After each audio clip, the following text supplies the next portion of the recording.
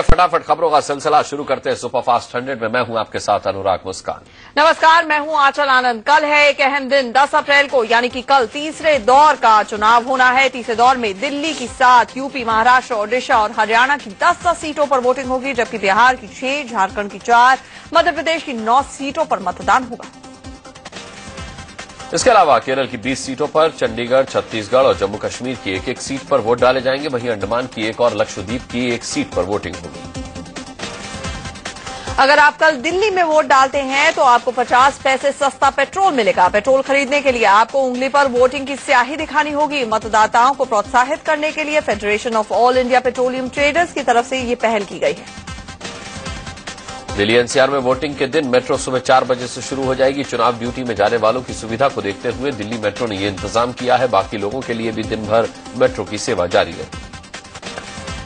BJP के PM candidate Narendra Modi की मुश्किलें बढ़ सकती हैं। चुनाव आयोग ने टीवी पर मोदी का नामांकन देखने के बाद कलेक्ट्रेट ऑफिस से फुटेज मांगी है। चुनाव आयोग ने कहा है कि अगर नामांकन कक्ष में 5 लोगों से ज्यादा लोग गए होंगे तो इसे आचार संहिता का उल्लंघन मानते हुए उन पर कार्रवाई होगी। नरेंद्र मोदी के खिलाफ कांग्रेस ने चुनाव आयोग में शिकायत की है। कांग्रेस ने मोदी पर चुनाव के लिए सरकारी मशीनरी के दुरुपयोग का आरोप लगाया है। कांग्रेस ने कहा है कि वडोदरा में उनके उम्मीदवार मधुसूदन मिस्त्री को प्रचार के लिए जगह नहीं दी गई। बीजेपी के प्रधानमंत्री पद के उम्मीदवार नरेंद्र मोदी ने आज वडोदरा सीट के लिए नामांकन दाखिल किया। मोदी पहली बार लोकसभा चुनाव लड़ रहे हैं और 2-2 सीटों से किस्मत आजमा रहे हैं, जिनमें एक वडोदरा भी है। नामांकन के बाद नरेंद्र मोदी ने वडोदरा की जनता से भारी तादाद में मतदान करने की गुजारिश भी की। मुझे विश्वास है कि बड़ौदा लोकसभा क्षेत्र के सभी मतदाता भारी मतदान करके कमल के निशान पर बटन दबा करके भारतीय जनता पार्टी को भव्य विजय दिलाएंगे। वडोदरा में मोदी के नामांकन में एक चाय वाला भी गारंटर बना। वडोदरा के चाय विक्रेता किरण मोदी के साथ उनके प्रस्तावक के तौर पर मौजूद रहे। मोदी ने इस चाय वाले को भी अपना प्रस्तावक बनाया। मोदी के नामांकन के वक्त प्रस्तावक के तौर पर मौजूद चाय विक्रेता किरण ने मोदी के पैर छू लिए। मोदी ने भी आगे बढ़ते हुए किरण को गले लगाया और उनका हालचाल जाना। मोदी के गारंटर बनकर चाय विक्रेता किरण काफी उत्साहित भी नजर आए। मोदी ने उनके हालचाल पूछा, जिससे वो बेहद गदगद थे। किरण ने कहा कि वडोदरा से मोदी जीत कर जाएंगे और पीएम बनेंगे। जब मैं अंदर बैठा था तो मोदी जी आए, केम छो किरण भाई, क्यों छे, आपने हाथ मिलाया। यानी उन्होंने आपसे पूछा किरण भाई कैसे हो? नाम से जानते हैं ना, सबसे ज्यादा वोट से जीता के भी लाएंगे, रिकॉर्ड ब्रेक करके प्रधानमंत्री भी बनाएंगे। एक चाय वाला प्रस्तावक बना तो राजघराने की शुभांगिनी गायकवाड़ भी गारंटर बनी। बड़ौदा के पूर्व राजघराने की राजमाता शुभांगिनी गायकवाड़ भी वडोदरा कलेक्ट्रेट पहुंची थी और उन्होंने मोदी के नामांकन में प्रस्तावक के तौर पर दस्तखत किए। नामांकन भरने से पहले मोदी ने वडोदरा में रोड शो भी किया। उनका ये रोड शो कीर्ति स्तंभ से वडोदरा कलेक्ट्रेट तक चला। ये सफर करीब 3 किलोमीटर का था और इसे पूरा करने में घंटों का समय लगा। नरेंद्र मोदी की एक झलक पाने के लिए लोग घरों की छतों और बालकनी में खड़े थे। मोदी हाथ हिलाकर इन लोगों का अभिवादन स्वीकार करते हुए आगे बढ़े। मोदी की अगवानी के लिए वडोदरा में बीजेपी समर्थकों ने तरह तरह के इंतजाम किए थे। कुछ बीजेपी कार्यकर्ताओं ने कमल का एक बड़ा सा कटआउट बनाया था, जिसके बीच में पार्टी के पीएम कैंडिडेट मोदी की तस्वीर चमक रही थी। मोदी के वडोदरा पहुंचने से पहले ही बीजेपी कार्यकर्ताओं ने सड़क पर जश्न मनाना शुरू कर दिया। ये कार्यकर्ता मोदी के लिए जमकर नारेबाजी कर रहे थे और कह रहे थे कि मोदी को दिल्ली पहुंचाना है और पीएम बनाना है। मोदी के समर्थन में मुस्लिम समुदाय के लोग भी आए। वडोदरा में सड़क पर उतरकर मुस्लिम लोगों ने मोदी के पक्ष में नारेबाजी की। मोदी का कटआउट और पोस्टर बैनर लेकर मुसलमानों ने मोदी की जीत की दुआ मांगी। मोदी के समर्थन में वडोदरा में महिलाएं भी सड़क पर उतरी। रंग बिरंगी साड़ियां पहने इन महिलाओं ने कलश यात्रा भी निकाली और मोदी की जीत की कामना की। वडोदरा में नरेंद्र मोदी को चुनौती देने के लिए कांग्रेस उम्मीदवार मधुसूदन मिस्त्री मैदान में हैं, तो वहीं पर आम आदमी पार्टी ने सुनील दिगंबर कुलकर्णी को मैदान में उतारा है। राजघाट में समर्थकों के साथ जमा होने पर चुनाव आयोग ने आम आदमी पार्टी के संयोजक अरविंद केजरीवाल को नोटिस भेजा। थप्पड़ पड़ने के बाद केजरीवाल कल राजघाट पहुंचे थे। 5 या उससे ज्यादा लोगों के एक साथ इकट्ठा होने के चलते ये नोटिस भेजा गया। थप्पड़ मामले को लेकर केजरीवाल ने दिल्ली के पुलिस कमिश्नर बीएस बस्सी से मुलाकात की है। उन्होंने कमिश्नर से जांच कर मास्टरमाइंड का पता लगाने को कहा है। केजरीवाल ने फिर कहा कि हमला करने वाले निर्दोष हैं और इनके पीछे कोई और मास्टरमाइंड है। उधर अरविंद केजरीवाल को थप्पड़ मारने वाले ऑटो ड्राइवर लाली के खिलाफ दिल्ली पुलिस ने केस दर्ज कर लिया है। धारा 323, 341 के तहत एफआईआर दर्ज कर ली है। उधर अरविंद केजरीवाल को थप्पड़ मारने वाले ऑटो ड्राइवर लाली ने माफी मांग ली है। केजरीवाल ऑटो ड्राइवर से मिलने के लिए उसके घर किराड़ी गए थे, जहां पर लाली ने केजरीवाल से हाथ जोड़कर उनके पैर छूकर माफी मांगी।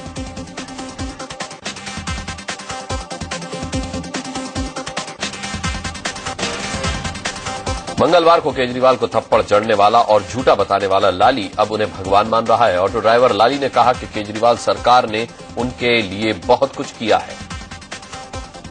ये गलती हो गई, मेरे से बहुत बड़ा भूल हुई है। ये मेरे लिए तो भगवान है, मैं भगवान। भले ही आज लाली ने केजरीवाल से माफी मांग ली, लेकिन कल वो थप्पड़ मारने की करतूत को सही ठहरा रहा था। लाली ने कल कहा था कि केजरीवाल झूठे हैं। केजरीवाल ने सबसे चंदा वसूला, ऑटो ड्राइवर से भी चंदे लिए गए, लेकिन कुछ नहीं किया। बीजेपी नेता विजय कुमार मल्होत्रा ने आरोप लगाया है कि थप्पड़ कांड की साजिश खुद केजरीवाल ने रची थी। उन्होंने केजरीवाल के थप्पड़ खाने और फिर थप्पड़ मारने वाले की माफी को सुनियोजित साजिश बताया। कई बार तो ऐसा लगता है कि ये जूता शाही और ये थप्पड़ जो है साथ लेकर के चलते हैं, अपना पहले से प्लानिंग करके रखते हैं कि हाँ इससे आज थप्पड़ मरवाएंगे, उसके बाद इसे माफ करेंगे, उसके बाद सहानुभूति बटोरेंगे, इससे जूता मरवाएंगे, उसके बाद उसी के घर चले जाएंगे। कांग्रेस नेता हारून यूसुफ ने भी थप्पड़ कांड को केजरीवाल का पब्लिसिटी स्टंट करार दिया है। उन्होंने कहा कि चुनाव प्रचार के आखिरी दिन सुर्खियों में रहने के लिए ये पूरा प्लान किया गया था। मुझे लगता है ये सब एक संयोजित तरीके से, प्लान तरीके से एक खेल हुआ। इस तरीके से हुआ है और फिर मैं माफी मांगता हूँ, मैं राजघाट जा रहा हूँ, SMS होने शुरू हो गए वर्कर्स को। तो ऐसा लगता है कि सब चीज स्क्रिप्ट प्लान कर रखा था। करगिल जंग पर दिए गए विवादास्पद बयान को लेकर चौतरफा घिरे एसपी नेता आजम खान के खिलाफ चुनाव आयोग ने नोटिस जारी किया है। उनके बयान से संबंधित वीडियो देखने के बाद चुनाव आयोग ने कहा है कि पहली नजर में आजम ने आचार संहिता का उल्लंघन किया है। आजम खान ने विवादित बयान की शिकायत बीजेपी ने की है चुनाव आयोग से। मुख्तार अब्बास नकवी की अगुवाई में बीजेपी का एक प्रतिनिधिमंडल चुनाव आयोग से शिकायत करने के लिए पहुंचा। दरअसल गाजियाबाद की चुनावी सभा में सोमवार को आजम खान ने कहा था कि करगिल को हिंदू सैनिकों ने नहीं बल्कि मुस्लिम फौजियों ने फतह किया है। ये कारगिल की पहाड़ियों को फतह करने वाला कोई हिंदू नहीं था, बल्कि कारगिल की पहाड़ियों को नारे तकबीर अल्लाह अकबर कहकर फतह करने वाले मुसलमान फौजी थे। गाजियाबाद से बीजेपी उम्मीदवार और पूर्व सेनाध्यक्ष जनरल वीके सिंह ने आजम खान के बयान की निंदा की है। उन्होंने कहा कि सेना में कोई भी धर्म या मजहब नहीं होता है, सभी भारतीयों को दे। Anybody who talks of caste, creed, religion in the army needs to be condemned. He may be anybody. The war was won by Indians and not by any caste, creed, society, religion, language. I think as Indians we should be proud to be called Indians. Azam Khan के बयान की चौतरफा निंदा हो रही है, लेकिन वो अपने बयान पर अब भी कायम है। उन्होंने कहा कि उनके बयान की तो तारीफ होनी चाहिए थी। हमारा ये कहना है कि मुसलमानों का देश के साथ क्या योगदान है, ये किसी को क्यों बुरा लगता है। अगर हम सरहदों पर जान दें, हम पाकिस्तान से लड़कर अपनी पहाड़ियों को वापस लें, तो किसी को क्यों बुरा लगता है ये। भले ही आजम खान करगिल युद्ध पर दिए बयान पर कायम हो, लेकिन यूपी के मुख्यमंत्री अखिलेश यादव ने इस पर एतराज जताते हुए कहा है कि करगिल जीतने में सभी धर्मों के लोगों का योगदान था, किसी एक धर्म के लोगों का नहीं। करगिल युद्ध पर विवादित बयान देने वाले आजम खान का विरोध शुरू हो गया है। इलाहाबाद में बीजेपी के व्यापार प्रकोष्ठ के नेताओं ने आजम खान का पुतला फूंककर उनके खिलाफ नारेबाजी की। विवादित बयान देने वाले अमित शाह का बीजेपी में ही विरोध शुरू हो गया है। इंडिया न्यूज के अंग्रेजी चैनल न्यूज एक्स से खास बातचीत में बीजेपी के वरिष्ठ नेता मुरली मनोहर जोशी ने कहा कि बड़े सियासी पदों पर बैठे लोगों को ऐसे बयान से बचना चाहिए। All those who occupy high constitutional positions or high political positions should have a restraint on what they speak. I don't have any specific message for any specific person. My message is for all those who occupy high positions whether it is in this party or that party, whether it's this leader or that leader. विवादित बयान देने के चलते घिरे BJP महासचिव अमित शाह ने गिरफ्तारी से बचने के लिए अर्जी लगाई है, जिस पर इलाहाबाद हाईकोर्ट में गुरुवार को सुनवाई होगी। अमित शाह पर शामली और बिजनौर में केस दर्ज है, जिसे रद्द करने की मांग की गई है। इससे पहले बदले वाले बयान को लेकर कल अमित शाह ने चुनाव आयोग के नोटिस का जवाब दिया था। नरेंद्र मोदी के करीबी अमित शाह ने सफाई दी थी कि उनके भाषण में इस्तेमाल किए गए बदले का मतलब दरअसल वोट के जरिए बदलाव से था। दरअसल यूपी के शामली में चुनाव प्रचार के दौरान अमित शाह ने विवादित बयान दिया था और कहा था कि पश्चिमी यूपी में ये चुनाव अपमान का बदला लेने का चुनाव है। इस बयान पर चुनाव आयोग ने नोटिस भेजा था और 2 जगहों पर उनके खिलाफ एफआईआर भी दर्ज हुई थी। कांग्रेस अध्यक्ष सोनिया गांधी ने कर्नाटक के कोल्लार में बीजेपी और नरेंद्र मोदी पर तीखा हमला बोला। सोनिया ने मोदी का नाम लिए बिना ही कहा कि एक व्यक्ति का असली चेहरा छिपाने के लिए देश भर में बड़े बड़े पोस्टर्स लगाए गए। सोनिया ने यह भी कहा कि जो भाई भाई को लड़ाते हो, समाज को तोड़ने का काम करते हो, उनसे भला देश को जोड़ने की उम्मीद कैसे की जा सकती है। उधर कांग्रेस उपाध्यक्ष राहुल गांधी ने छत्तीसगढ़ के बोलाद में राज्य की रमन सरकार के साथ साथ बीजेपी और उसके पीएम कैंडिडेट नरेंद्र मोदी पर हमला बोला। महिला जासूसी कांड का हवाला देते हुए राहुल ने बीजेपी के उस नारे पर चुटकी दी जिसमें महिलाओं को शक्ति देने की बात कही गई। कांग्रेस ने आरोप लगाया कि नरेंद्र मोदी के प्रचार अभियान में 90% काला धन इस्तेमाल हो रहा है। ओडिशा के मुख्यमंत्री और बीजू जनता दल के नेता नवीन पटनायक ने बीजेपी के पीएम कैंडिडेट नरेंद्र मोदी पर तीखा हमला बोला है। पटनायक ने कहा है कि सांप्रदायिक छवि के चलते मोदी का प्रधानमंत्री बनना देश के लिए अच्छा नहीं होगा। दिल्ली के चांदनी चौक से आम आदमी पार्टी के उम्मीदवार आशुतोष ने कांग्रेस प्रत्याशी कपिल सिब्बल पर पैसे बंटवाने का आरोप लगाया है। उधर कपिल सिब्बल ने आशुतोष के आरोपों को खारिज किया है। उन्होंने आरोपों को बेबुनियाद बताते हुए मानहानि का मुकदमा ठोकने की बात कही।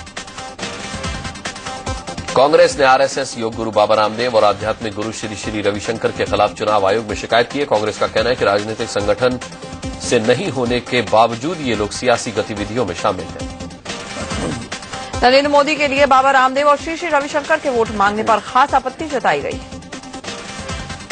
सुप्रीम कोर्ट ने उस याचिका को खारिज कर दिया है जिसमें नोएडा में 10 अप्रैल को होने वाला चुनाव टालने की मांग की गई थी।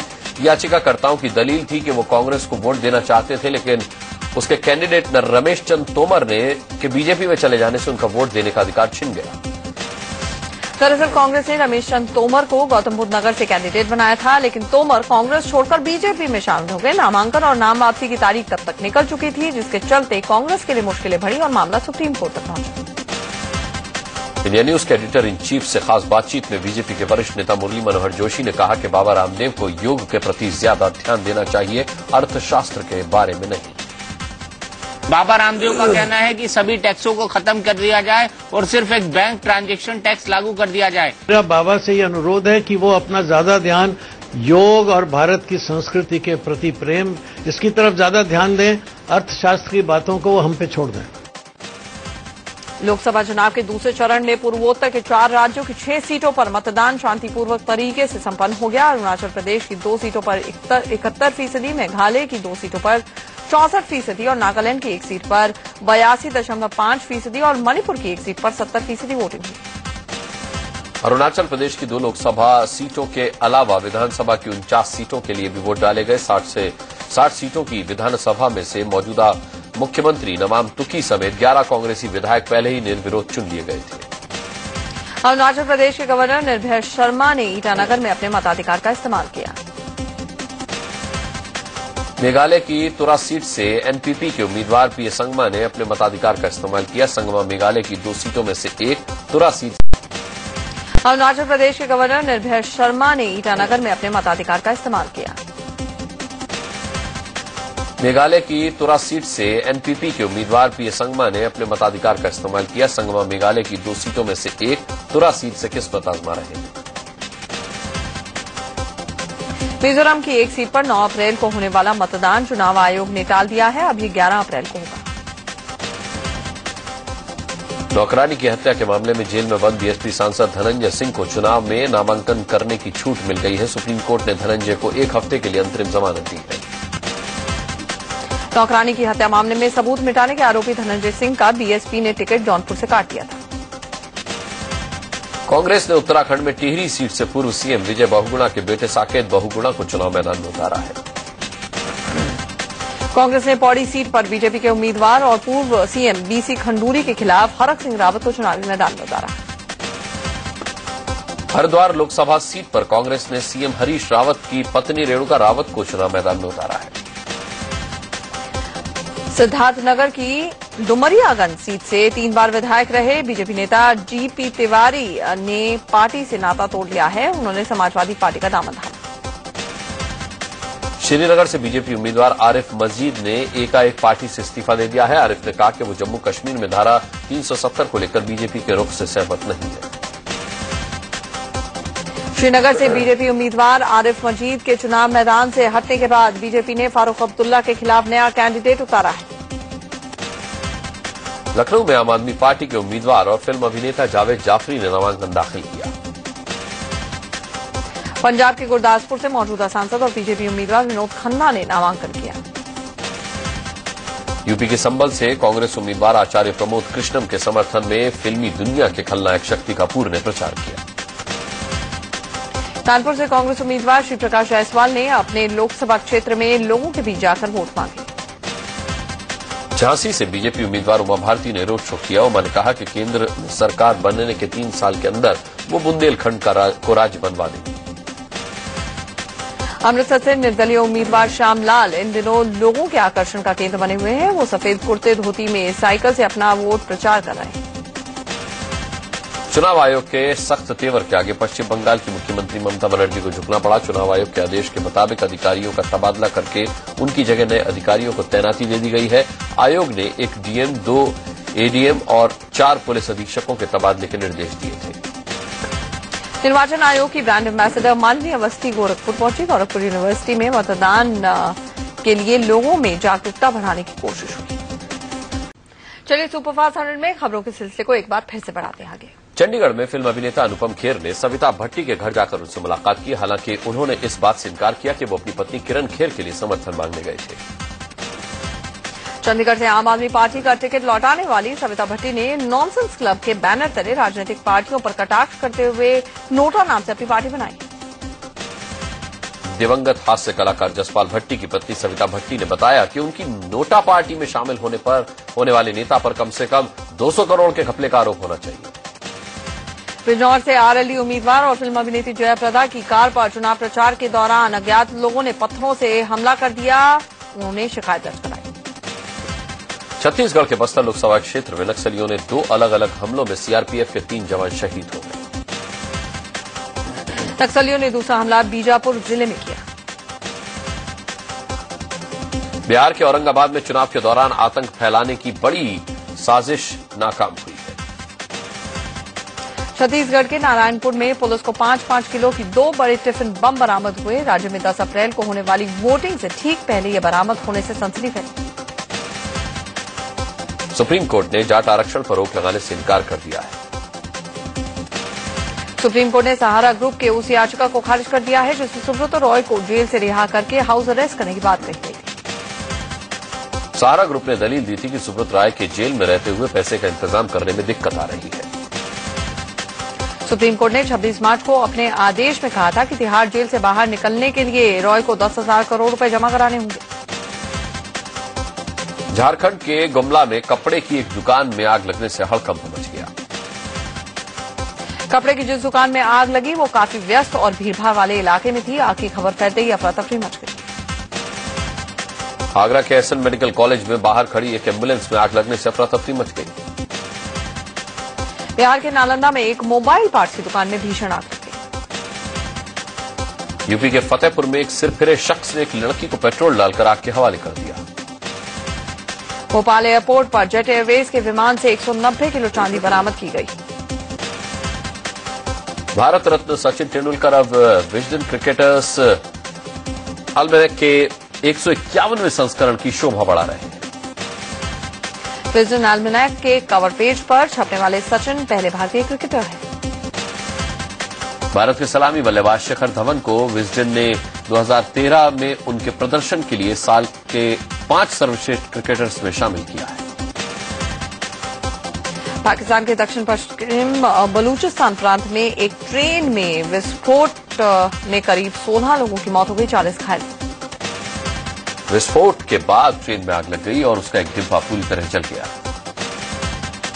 पाकिस्तान की राजधानी इस्लामाबाद के बाहरी इलाके में फलों के एक व्यस्त बाजार में हुए बम धमाके में 23 लोगों की जान चली गई।